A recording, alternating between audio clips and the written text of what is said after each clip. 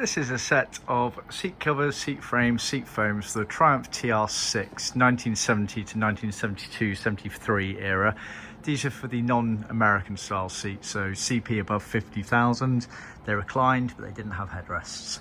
So you got the seat frame here, obviously stripped down. It's got a brand new diaphragm in there underneath the cushion base.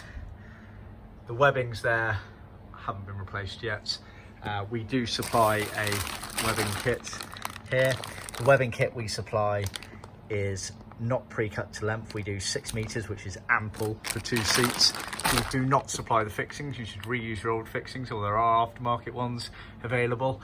Our webbing is significantly wider and stronger than the ones out there on the market, hence why we don't put any of the fixings in there. It's much better to do it all in place to suit your requirements. You can get the proper tension you need on there. These frames are quite unique, as are the seat covers, in the way they're trimmed on the backrest. You effectively had a bit going down the centre there, then you had almost wings to the covers, and then separate foam. So just to show you how this kind of goes together, very basically you had a piece of foam there, a piece of foam there, then you had these wing elements there, and that's the other one there obviously. And how that went together, you can see on the seat cover here, it effectively had wings like that, and all that happens is on the back that gets glued up there effectively, and that's down the bottom there. That's obviously the scrum you use to attach it. Easiest way of showing you though is on an original. Obviously those seat covers there, they're a custom colour. They're also leather faced, so they haven't got the embossed pleated panels as per the originals. These are the originals here. We can replicate these pattern, but only on vinyl, just FYI. So you can see these strange wing sections here, up like that, but you can see how it's been glued in. So you have the larger foam at the bottom, and they've used the moquette on the sides here to wrap round. Obviously we've done ours in leather there for this customer. So that's the lower part there, going all the way. You can see the old scrim in the middle there, and that's the top part there with it all wrapped around. So that's the sort of backrest part. It is a unique setup, shall we say. You then obviously have the backrest board here, fully trimmed. It's got the fixing holes. So you've got trim panel fixings down there, you've got 6 of them.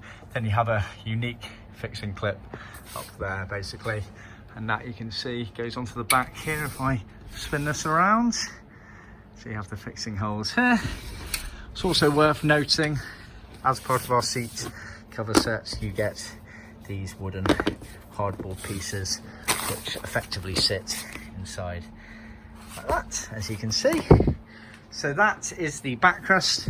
The cushion, there's other elements to it here which sort of go around the frame, all become obvious when you start trimming it.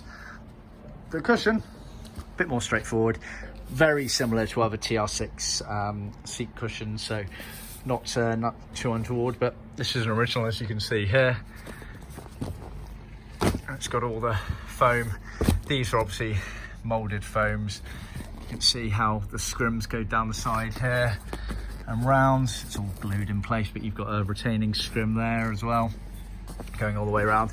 The aftermarket ones, it's in 2 pieces. You get the base bit there, which obviously sits right there. You then have this piece that sits on top, and then the cover. You have your retaining scrims on the inside, outside, and down the middle there. So I wouldn't say an easy job, but that's the basics of that seat.